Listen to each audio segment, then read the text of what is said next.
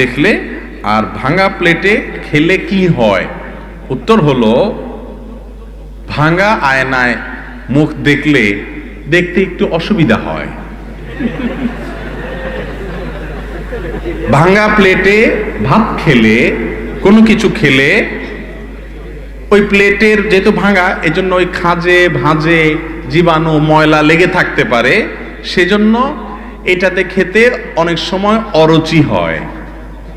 উত্তর পাইছেন তো? কিন্তু যে উত্তর আশা করছেন সেটা হলো যে ভাঙা প্লেটে খাইলে অমঙ্গল হয়, ভাঙা আয়নায় দেখলে কি হয়? ক্ষতি হয়। এগুলা সব আমাদের বানানো মাসালা, এগুলো সব আমাদের ইসলামের নামে কত ভুয়া কথা যে আমাদের সমাজে আছে, এর মধ্যে এগুলো একটা।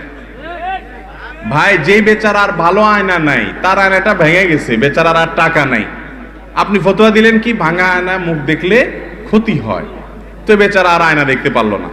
এটা কোনো আয়না দোকানদারে মাসালাটা বাইর করছে কিনা আমার সন্দেহ, যে আয়না যাতে বেচা হয়।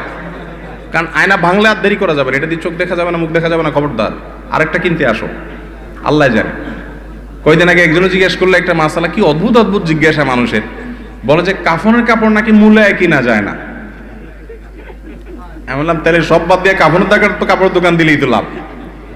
এমন দাম চাওয়া হবে যেটা মূলাইতে পারবে না, চান্দু যাবা কই, 10 টাকা জিনিস 200 টাকা বললেও নিতে হবে, মূলানো যাবে না। তো এরকম কোনো কথা আসলে নাই। ভাঙা আয়না, এটাতে মুখ দেখলে কোনো অসুবিধা হবে না। আপনার দেখতে অসুবিধা হবে আসলে এতটুকু, এর বেশি কিছু না।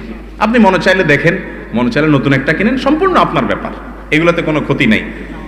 ক্ষতি হবে যেগুলোতে, সেগুলো সারাদিন করতেছি, হারাম কাজ করতেছি, গুনার কাজ করতেছি, সেগুলোর খবর নাই। এই আজারে এবং ফালতু জিনিস আমরা খুঁজে বের করে আনি। আল্লাহ তাআলা আমাদেরকে ইসলাম সম্পর্কে সকল কুসংস্কার থেকে মুক্ত হওয়ার তৌফিক দান করুন, আমিন।